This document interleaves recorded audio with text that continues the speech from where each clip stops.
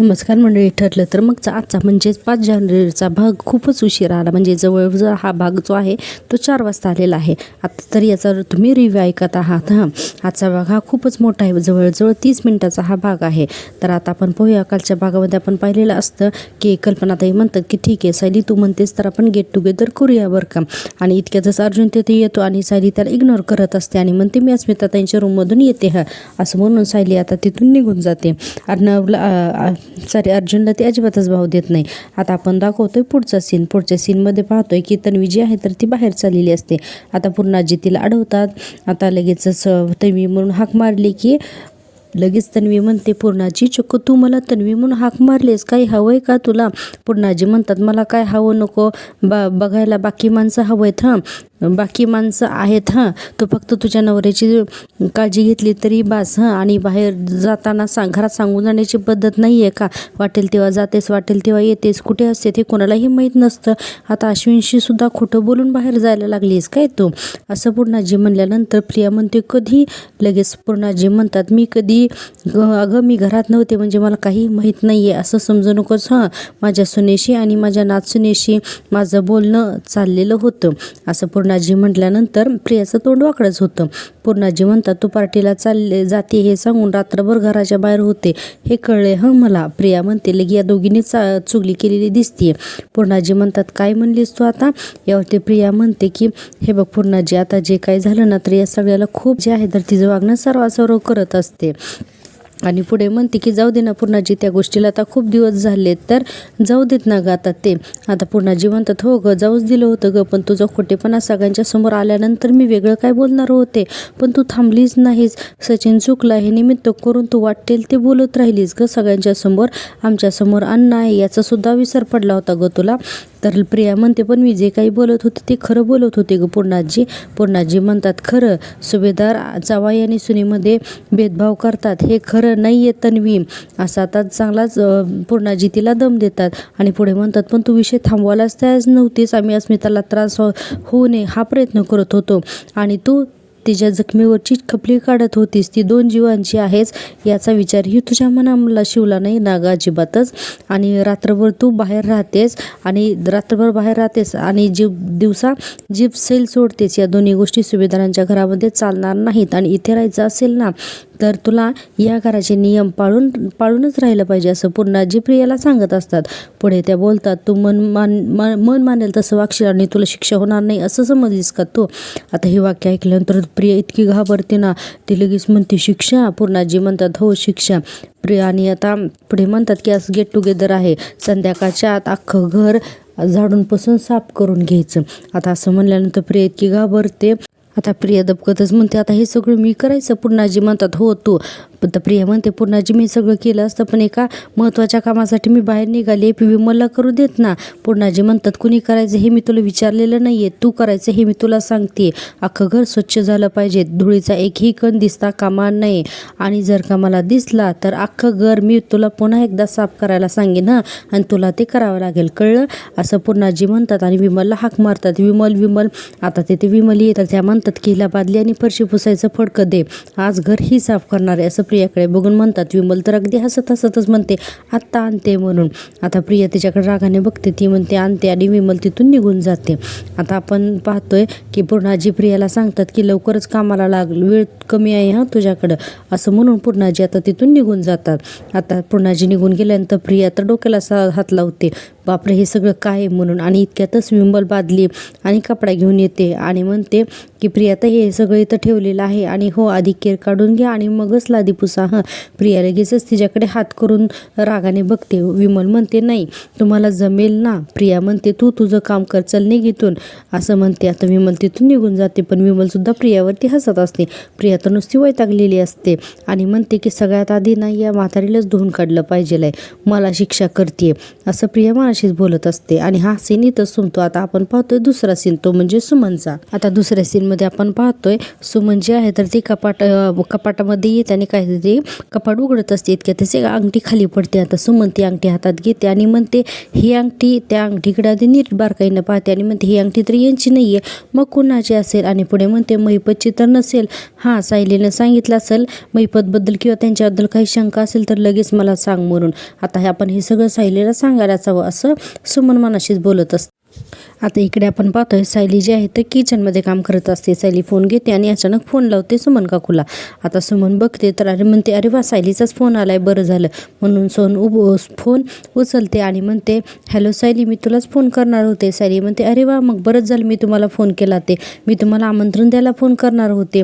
आता सुमन म्हणते कसलं आमंत्रण. सायली म्हणते सुमन काकू, मी आणि आईने मिळून ठरवलंय की 2025मध्ये ज्या ज्या काही वाईट गोष्टी घडल्या ना त्या सगळ्या विसरून जायच्या आणि ज्या चांगल्या गोष्टी घडल्या तर त्या साजऱ्या करायच्या. आणि त्यासाठी आज संध्याकाळी आमच्या घरी भेटून सगळ्यांनी छान असा वेळ घालवायचा आहे. सायली म्हणते अरे वा, म्हणजे न्यू इयर पार्टी का. सायली म्हणते हा, म्हणजे अगदी तसंच नाही, पण काय आहे ना की तारीख महत्त्वाची नाही, आपण सगळ्यांनी एकत्र येणं महत्त्वाचं आहे. त्यावरती पुढे सुमन स्माईल करत असते आणि सायली म्हणत असते तुम्ही सगळ्यांनी यायचं आहे हां. पण सुमन जी आहे तर तिचं लक्ष नसतं, ती हातातल्या अंगठीकडे बघत असते. सायली म्हणते सुमन काकू ऐकताय ना. सुमन म्हणते हो हो ऐकते ना. आता सायली म्हणते बरं तुम्ही का फोन करत होतात. आता सुमन मनाशीच विचार करते. सायली आनंद साजरा करायचा म्हणते, मग मी आत्ताच त्या अंगठीबद्दल सांगून त्या आनंदावरती विरजन का टाकू असं सुमन मनाशीच विचार करते. इकडे सायली हॅलो हॅलो म्हणत असते. सुमन म्हणते हां हां ऐकते ना मी, अगं काही नाही, सहज गप्पा मारायला कॉल करणार होते. सायली म्हणते बरं बरं संध्याकाळी भेटूया हां, आपण नक्की या हां, मी वाट बघते. सुमन म्हणते हो अच्छा. म्हणून आता सुमन फोन ठेवते, सायलीसुद्धा फोन ठेवते. आता इथं सुमनला जे आहे तर एक महत्त्वाचा क्लू सांगायचा असतो सायलीला, पण ती काही सांगू शकत नाही कारण आता सेलिब्रेशन होणार असतं असा विचार सुमन करत असते. प्रेक्षकांना तुम्हाला जर का मी दिलेला रिव्ह्यू आवडत असेल तर प्लीज चॅनल एक लाईक करा आणि सबस्क्राईब करा. लाईक केल्यामुळे यूट्यूब हा व्हिडिओ जास्तीत जास्त लोकांपर्यंत पोहोचवतो आणि सबस्क्राईब केलं तर चॅनल मॉनिटाईज होण्यासाठी तुमची खूप मदत मिळेल. तर आता सायली किचनमध्ये अगदी मन लावून काम करत असते, गेट टुगेदरची तयारी करत असते. आता आपण पाहतोय पुढचा सीन. पुढच्या सीनमध्ये आपण पाहतोय सायली डायनिंग टेबलवरती तांदूळ निवडत बसलेली असते. इतक्यातच ती पूर्णाजी नको ग जरा बागेत जात होते फुलं आणायला. सायली म्हणते फुलं, तर पूर्णाजी म्हणतात अगं इतक्या दिवसांनी आपल्या देवाची पूजा करायला चालली ना मी, फुलं नकोत का ताजी ताजी आणायला. मग सायली म्हणते बरं मग बसा तुम्ही, मी आणते फुलं काढून. आता पूर्णाजी म्हणतात बरं. आता सायली जाते फुलं आणण्यासाठी बागेमध्ये. आपण पाहतो इकडे प्रिया जी आहे तर ती हॉलमध्ये फरशी पुसून घेत असते. इतक्यातच आता तिथे विमल येते. विमल तिची इतकी मजा घेते ना की बस. विमल म्हणते तन्वीताई तुम्ही आधी हे टेबल आणि खुर्च्या म्हणजे फरशी पुसलात आणि नंतर की पुन्हा वरची धूळ खाली पडेल आणि पुन्हा एकदा तुम्हाला फरशी पुसावी लागेल म्हणून म्हटलं ना. प्रिया म्हणते तुला विचारलंय का मी तुला, नाही ना, मग फुकटचे सल्ले द्यायचे नाहीत हा, चल निघ. विमल म्हणते राहिलं मग मला काय, तुम्हाला दुप्पट काम पडेल म्हणून सांगितलं. पुन्हा जिन्ना जर फरशी खराब दिसली तर अख्खं घर परत तुम्हालाच पुसावं लागेल. आता विमलने प्रियाला आठवणच करून दिली आणि म्हणते पुसाल तर मी एवढं काय असं म्हणून वैतागून विमलसुद्धा आता प्रियापासून निघून जाते. आता प्रिया चांगलीच घाबरते हां. आता प्रिया पटकन काय करते, सगळीकडची धडाधड झूळ आहे ना तर ती अशी उडवत असते, ती पुसत नसतेच. इतक्यातच प्रियाचा फोन वाजतो. आता प्रियाचा फोन वाजल्यानंतर हॉलमध्ये तिने पर्समध्ये तिचा फोन ठेवलेला असतो. आता प्रिया फोन बघते तर फोन असतो नागराजचा.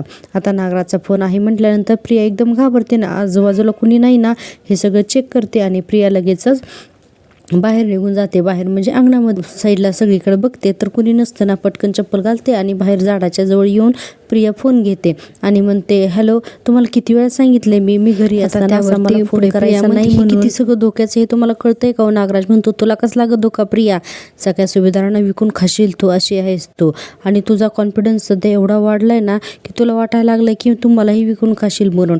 प्रिया म्हणते म्हणजे, तर नागराज म्हणतो महिपतच्या माणसांकडे तू महिपतचीच चौकशी करत होतीस ना तू प्रिया. तर प्रिया लगेचच म्हणते हे बघा मी ना. नागराज म्हणतो आता सवीप्रमाणे थापा मारू नकोस हां, मी तुला आधीच सांगितलेलं आहे महिपतपासून लांब राहायचं म्हणून. पुन्हा जर का असा आगाऊपणा केलास ना प्रिया तर मग बघा मी काय करेन ते. आता प्रिया म्हणते यात काय आगाऊपणा आहे हो. आता प्रिया चांगली चिडूनच नागराजला बोलते, म्हणते महिपतला पकडण्याचा प्लॅन आपण दोघांनी मिळून केला होता आणि खरं सांगायचं सगळ्यात जास्त मेहनत मी घेतली होती आणि तुम्हाला काय हो, तुम्ही अलगत मला बाजूला केला आणि त्याला भलतीकडेच घेऊन गेलात. मी काय करणं अपेक्षित होतो तुम्हाला, मग मी काय हाताची घडी घालून बसायला हवं होतं का, असं प्रिया बोलते. इतक्यातच ती समोर सायलीला बघते. आता सायलीला बघितल्यानंतर प्रिया इतकी जी घाबरते की पटकन फोनच कट करते. इकडे नागराज हॅलो हॅलो म्हणत असतो. नागराजला कळतच नाही की आवाज काय येत नाही म्हणून आणि प्रिया एकदम घाबरलेली असते की सायलीने आता माझं सगळं बोलणं ऐकलं का काय म्हणून. पण सायलीने काही वाक्य ऐकलेलेच असतात. सायली म्हणते महिपतबद्दल फोनवर बोलत होतीस ना तू, हो ना. आता प्रिया लगेच गप्प बसते आणि म्हणते की महिपत हे बघ माहिती देण्याबद्दल बोलत होती मी, माहिती देण्याबद्दल. सायली म्हणते खोटं बोलू नकोस ग प्रिया, नाही मला माहिती होतं तू महिपतच्या संपर्कात आहेस म्हणून, पण आता ते सिद्धसुद्धा झालं. प्रिया म्हणते 1 मिनिट, तू माझं बोलणं चोरून काय ऐकत होतीस. आता सायली म्हणते उलट प्रश्न विचारून उत्तरं टाळू नकोस, मी स्पष्ट ऐकलंय की तू महिपतच म्हणालीस ते. आता असं म्हणल्यानंतर प्रिया गप्प असते. आता सायली म्हणते आणि काय ग तू ज्या लोकांनी तुझ्या आईवडिलांचा अपघात घडून आणला त्याच लोकांबद्दल असं लपून छपून आणि कोणाशी बोलत होतीस तू. नाही तुझ्याकडे काही माहिती असेल ना तर इतर कोणाला लपून छपून बोलण्यापेक्षा आम्हाला सांग ना. तर प्रिया म्हणते तुम्हाला का सांगू, कशाला सांगू मी तुम्हाला, आणि मला माहिती आहे की तुला माझ्या आईबाबांचा जरा जास्तच पुळक आहे, पण त्याचा अर्थ असा होत नाही की त्या अपघाताच्या मुळाशी मी जाण्याचा प्रयत्न करत नाही म्हणून. आणि म्हणते की मलाही शोधून काढायचं आहे त्या माणसाला. माणूस जर का महिपत असेल ना तर जीव घेईन मी त्याचा, पण हे सगळं तुम्हाला काय कळणार आहे ग, असं प्रिया म्हणते. आता सायली म्हणते प्रिया तुला शिशुपाल माहिती आहे का ग. आता प्रिया म्हणते आता कोण शिशुपाल, हा तो आश्रमात इस्त्रीचे कपडे घ्यायला येतो तो. आता ह्यावर प्रिया हसते. प्रियाला सदा शिशुपाल ही माहीत नाही. ती म्हणते जाऊ दे, तुझ्याशी बोलण्यात काही अर्थ नाही, तुला फक्त एकच सांगते की शिशुपालाचे 100 अपराध भरल्यानंतर त्याला जी शिक्षा मिळाली होती ना ती सगळ्या जगाने लक्षात ठेवली होती आणि तुलाही तसंच होणार आहे, तशी शिक्षा मिळणार आहे. आता प्रिया म्हणते तुम्हाला धमकी देते. सायली म्हणते छे ग मी कशाला धमकी देऊ, मी फक्त तुला सावध करते की या घरातली माणसं खूप चांगलीत ना म्हणून तुला अजूनही घरात ठेवलेत, पण तू जर का शत्रूच्या संपर्कात असशील ना तर तू या घरात राहणार नाहीस, लक्षात ठेव प्रिया, असं सायली तिला आता चांगलीच धमकी देते. आता प्रिया चांगलीच घाबरली बरं का, आणि असं म्हणून सायली ती फुलांची परडी घेऊन आतमध्ये निघून जाते आणि प्रिया तिथेच विचार करायला लागलेली असते. आता प्रिया चांगलीच भांबावलेली असते. एकीकडून नागराज आणि घरात सायली दोघं जण चांगलाच दम देत आहे. आता आपण बघतोय की सायली आतमध्ये येते आणि म्हणते पूर्णाजी तुम्ही कशाला तांदूळ निवडत बसलात. पूर्णाजी म्हणतात अगं झालेच ग. तर सायली म्हणते मला यायला थोडा वेळ लागला. आता इतक्यातच प्रियासुद्धा आतमध्ये येते सायलीच्या पाठीमागे आणि धडाधड कपडा जो आहे तर तो सगळ्या टेबलवर म्हणजे तो हॉलमध्ये ठेवलेला टिपॉय आहे ना त्याच्यावरती कपडा मारत असते आणि अक्षरशः धूळ ती उडवत असते. आता हे सगळं वाकडं होतं. पूर्णाजी म्हणतात तुला आधीच माहिती आहे घराचा कोपरा साफ व्हायला हवं, मी हे तुला आधीही सांगितलं होतं आणि तुला आता हे सगळं काम परत पहिल्यापासून करायचं असेल तर मग काही प्रश्नच नाही. तर तू करू शकते पुन्हा एकदा डबल काम, पण जर का तुला तसं करायचं नसेल तर नीट काम कर प्रिया, असं पूर्णाजी सांगतात. आणि आता प्रिया घाबरते आणि पुढे म्हणतात स्टोर रूम आणि मागचं गार्डन आणखीन तेही साफ करायचं आहे तुला. आता प्रिया इतकी घाबरते, पुन्हा सफाई करावी लागते का काय डबल म्हणून. आता अक्षरशः जसं सायलीने सांगितलेलं आहे तसंच ती करायला लागते. ती उरुळी उचलून ठेवते, तिथला कपडा उचलते, टेबल अगदी स्वच्छ पुसते. तिला पहिल्यांदा झटकायचं असतं पण ती पुन्हा साफ असं व्यवस्थित पुसते. आणि हा जो आहे तर तो सीन छान दाखवला. आज हा भाग तुम्ही टीव्हीवरती नक्की बघा आणि आजचा भाग टोटल 30 मिनिटांचा म्हणजेच खूप मोठा रिव्ह्यू दाखवलेला आहे. तर प्लीज माझ्या या मेहनतीसाठी एक लाईक करून टाका. आता सायली म्हणते अगं ती मासिकं अस्ताव्यस्त पडलेली दिसत आहेत ना ती सुद्धा बाजूला काढ, खालची बाजू स्वच्छ पुसून घे आणि मग नीट लावते मासिकं. तर प्रिया हात आपटते टेबलावरती तिच्याकडे बघून रागाने, पण पूर्णाजींचं लक्ष आहे हे बघताच लगेचच म्हणते हो लावते लावते म्हणून ते पुस्तकं घेते, व्यवस्थित ठेवते आणि म्हणते हो, आणि हे झालं ना की मी स्टोर रूम आणि मागचं गार्डन सगळं काही व्यवस्थित पुसते व्यवस्थित करते असं प्रिया म्हणत असते. आता प्रिया हे सगळं घाबरून बोलते. हे पूर्णाजीच्या आणि सायलीच्या चांगलंच लक्षात येतं. आता या दोघी सुद्धा चांगलीच प्रियाची मजा घेत आहेत आणि प्रिया आपली मन लावून आता टेबल पुसायला लागलेली आहे या भीतीनं की पुन्हा आता डबल काम करायला लागतंय का काय म्हणून. आता आपण बघतोय की पूर्णाजी जातात दिव्याची पूजा करण्यासाठी निघून.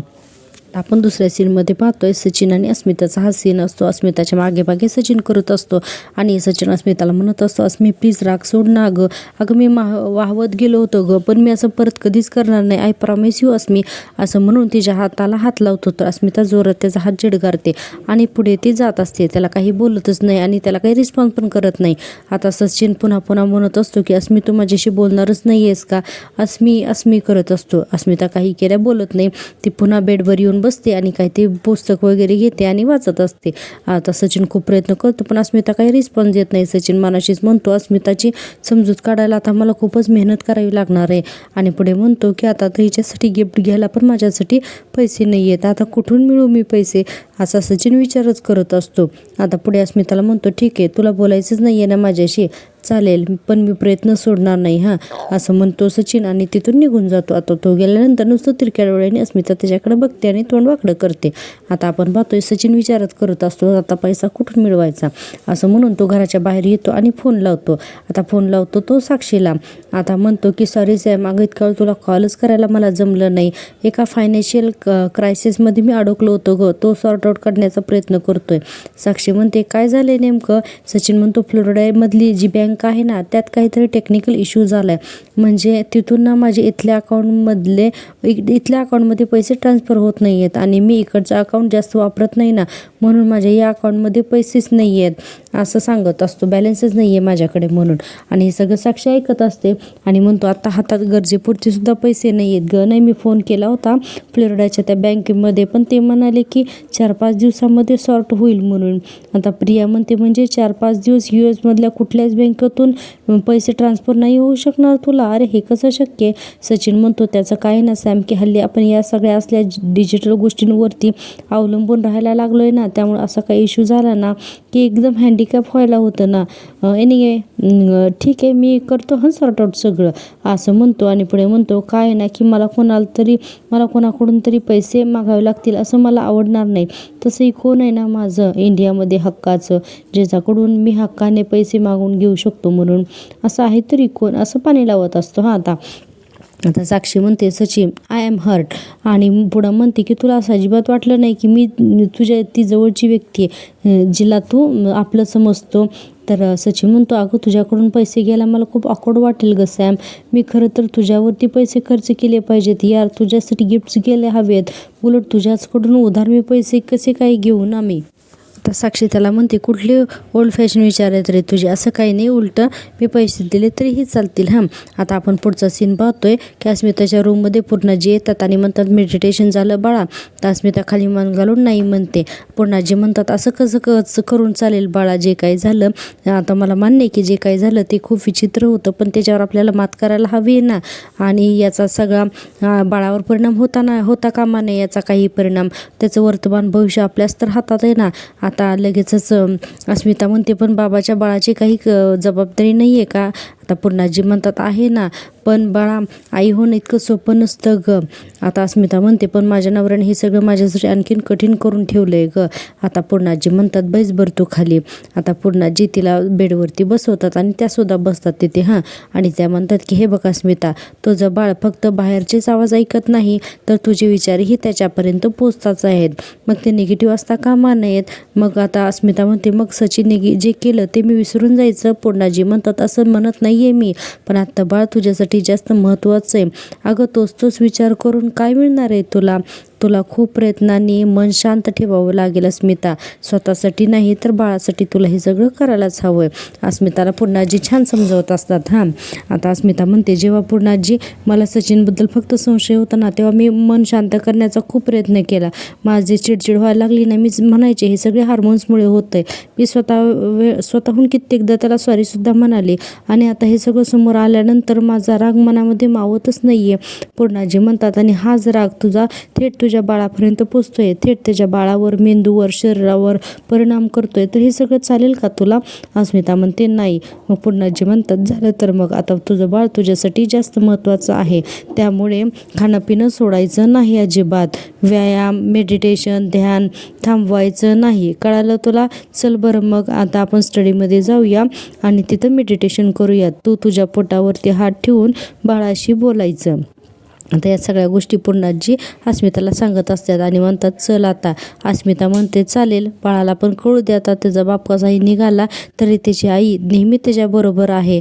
आता पूर्णाजी म्हणतात अगं परत तोच विचार करत बसू नको. अस्मिता म्हणते सॉरी. पूर्णाजी म्हणतात सॉरी मला म्हणू नकोस, बाळाला म्हणजे झालं ते मागं सारणं सोपं नाही आहे, कळतंय ग मला.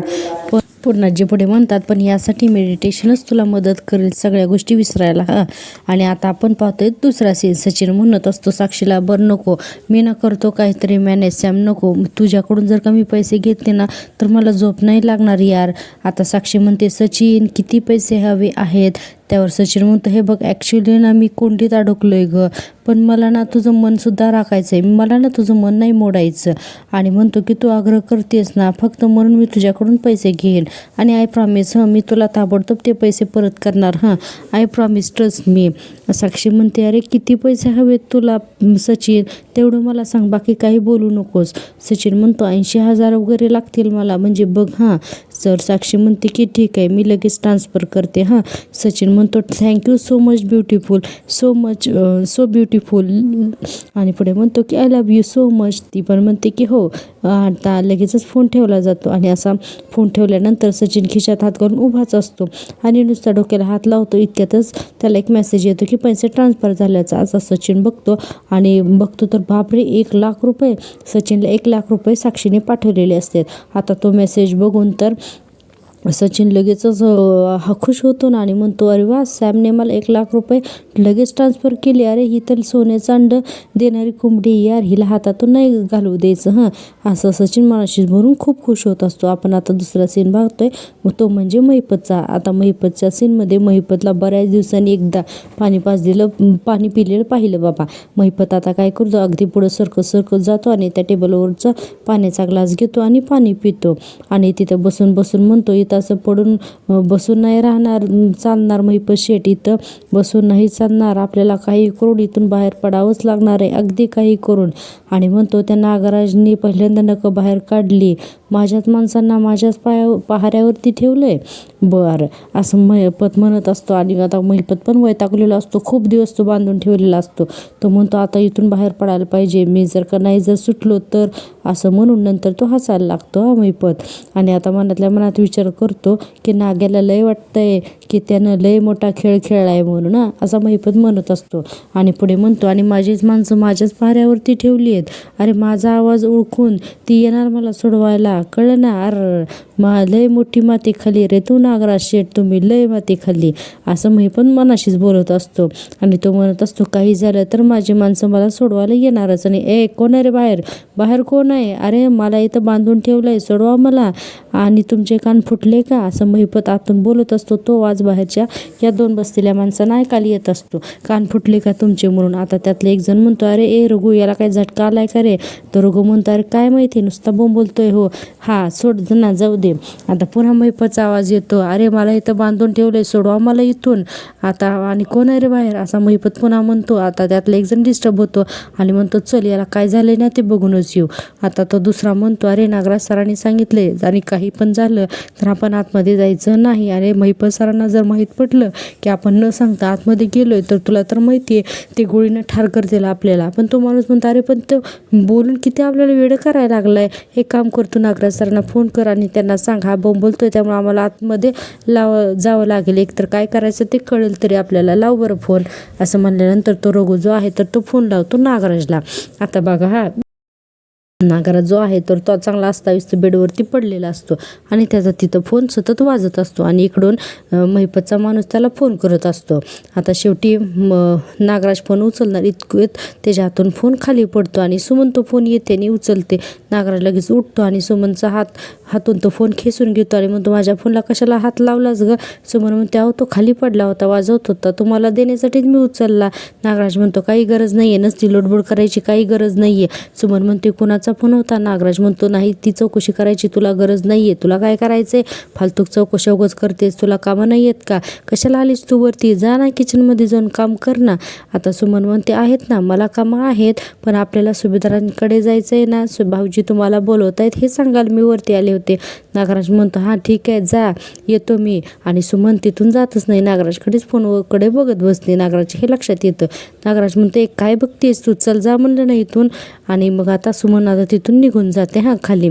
आता नागराज तर चांगलाच चिडलेला असतो की आता नक्की काय झालं बाबा, हा रघु आपल्याला का फोन करतोय म्हणून. आता ते दोन माणसं म्हणतात काय झालं, तो म्हणतो आला नागराज सरांचाच फोन आला. तो म्हणतो उचल ना पटकन. आता तो म्हणतो हा साहेब बोला ना. नागराज म्हणतो काय रे, कशाला फोन केला. आता रघु म्हणतो अहो आतला तो माणूस किती बोंबाबोंब करतोय, एक काम करतो आतमध्ये जातो, 2 बांबूचे फटके देतो त्याला जाऊन, म्हणजे बघा तो कसा शांत बसतोय. आता लगेचच नागराज ओरडायला लागतोय गप गप गप, आतमध्ये जायचं नाही, तुला सांगितलं ना एकदा ना, मी येतो तिकडे, येतो लगेच येतो तिकडे. आणि हे लक्षात ठेव महिपत शेठची ऑर्डर आहे आत जायचं नाही म्हणजे नाही, कळलं का तुला. तू जर गेलास ना तर मग असं म्हणतो. तितक्यातच दोघांनाही फोनवरचं बोलणं ऐकायलाच येत नाही. इकडे ते माणसं सुद्धा हॅलो हॅलो म्हणत असतात आणि नागराज सुद्धा हॅलो हॅलो म्हणतो.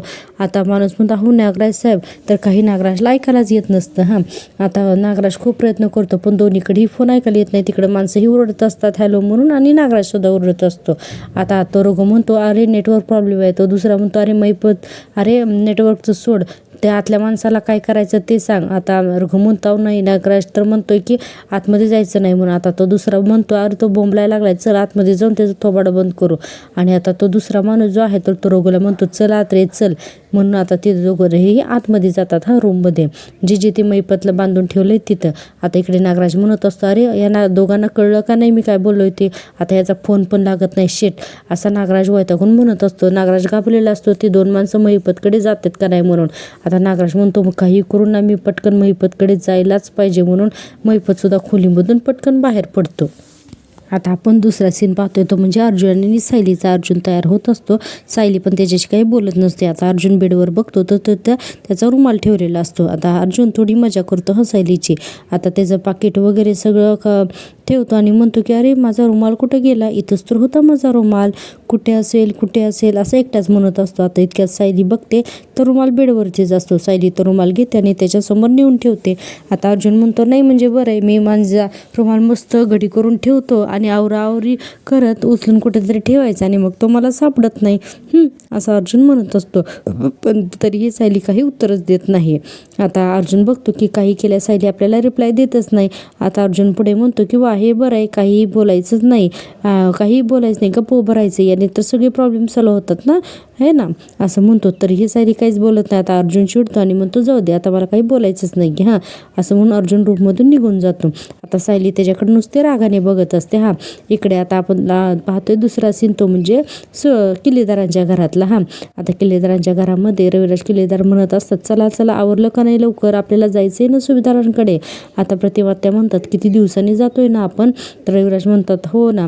आता इतक्यातच नागराज तिथे येतो आणि म्हणतो मी जरा जाऊन आलो. आता रविराज म्हणतात अरे सुभेदारांकडे चाललोत ना आपण. आता नागराज गप्पच बसतो. आता रविराज म्हणतात काय गं सुमन तू सांगितलं नाहीस का याला. तर सुमन म्हणते अहो सांगितलं ना भाऊजी मी यांना, अहो तुम्ही येताय ना. तर नागराज म्हणतो दादा माझा मित्र नाही का सुभाष, त्याच्या आईच्या कमरेचं ऑपरेशन झालं होतं मागे, तर काकूंना पुन्हा ॲडमिट करावं लागतंय, तर तो म्हणत होता की येशील का म्हणून मदतीला, तर म्हणून मग मला जावं लागणार आहे तिकडे असं म्हणून नागराज खोटाच फोन कानाला लावत असतो. आता सुमन म्हणते अहो कोण आहे तुमचा मित्र, कधी भेटला नाही तो. आता असं म्हणल्यानंतर नागराज म्हणतो बोलवतो ना, जेवायला बोलवतो ना त्याला, म्हणजे भेट होईल नाही का, असं नागराज चिडून बोलतोय. आणि पुढे म्हणतो अगं आता त्याची फॅमिली इमर्जन्सी म्हणून तुम्हाला बोलवतोय असं म्हणतो. आता सगळेजण संशयाने नागराजकडे बघत असतात. आता ठीक आहे म्हणून नागराज लगेच निघायला लागतो. आता लगे रविराज त्याचा हात पकडतात आणि म्हणतात नागराज आपल्या फॅमिलीमध्ये तुला काही इंटरेस्ट आहे का नाही. आता पुढे म्हणतात रविराज की अरे नागराज पूर्ण आजी खूप दिवसांनी येत आहेत रे, त्यांना भेटावं असं वाटत नाही आहे का तुला. आता लगेच नागराज म्हणतो वाटतंय ना मला दादा, माझी खूप इच्छा आहे ते भेटायची. पण हे बघ, आणि आता नागराजला कोणाचा तरी फोन येतो. आता नागराजला कोणाचा तरी फोन येतो हे बघितल्यानंतर रविराज डायरेक्ट नागराजच्या हातातून त्याचा फोन जो आहे तर तो स्वतःच्या हातामध्ये असा खेचून घेतात. आणि नागराजच्या चेहऱ्यावर ती 12च वाजलेले दाखवलेत. आणि आपण पाहतोय पुढचं सीन. आता सायली रूममध्ये आलेली असते आणि तिथं एक सुंदर असा गुलाबी कलरचा ड्रेस दिसतो आणि त्याच्यावरती एक चिठ्ठी असते. आता सायली काय करते, आणि एक फूलसुद्धा असतं चाफ्याचं. आता सायली पहिल्यांदा चाफ्याचं फूल उचलते, त्यानंतर ती चिठ्ठी घेते आणि ती चिठ्ठी बघते तर त्या चिठ्ठीमध्ये लिहिलेलं असतं की बायको, हा ड्रेस तुला खूप छान दिसेल. आणि तिथं त्या ड्रेसकडे बघते तर ड्रेस खूपच सुंदर पिंक कलरचा असा छान अर्जुनने तिच्यासाठी सरप्राईज म्हणून आणून ठेवलेला असतो. आणि आजचा हा खूप मोठा असा ठरलं तर मागचा भाग इथे संपतो. प्रेक्षकांनो, मी दिलेला रिव्ह्यू तुम्हाला आवडत असेल तर प्लीज चॅनल एक सबस्क्राईब करा आणि लाईक करा.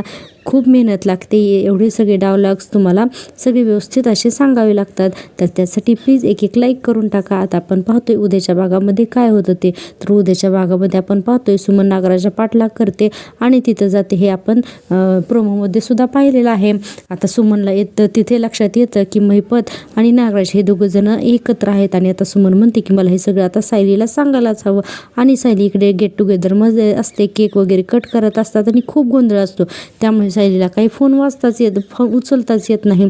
आता शेवटी सायली फोन उचलते तर बहुतेक इथं सुमन पकडली जाणार आहे. आता सायली फोन उचलते आणि म्हणते, सुमन, हॅलो सायली, मी काय म्हणते ना तर ते आता नीट लक्ष देऊन ऐक. आणि आपल्याला ऐकवलेलं आहे की पुढं सायलीला काही ऐकायला येतं का नाही हे सुद्धा आता आपल्याला उद्याच्या भागामध्ये करणार आहे. तर उद्याचा भाग खूपच इंटरेस्टिंग होणार आहे. तर ठरलं तर मग या सिरियलचा रिव्ह्यू माझ्या जावामध्ये ऐकण्यासाठी प्लीज माझ्यावरती सिरियल या माझ्या पहिल्या यूट्यूब सबस्क्राईब करा. तोपर्यंत टेक केअर, बाय.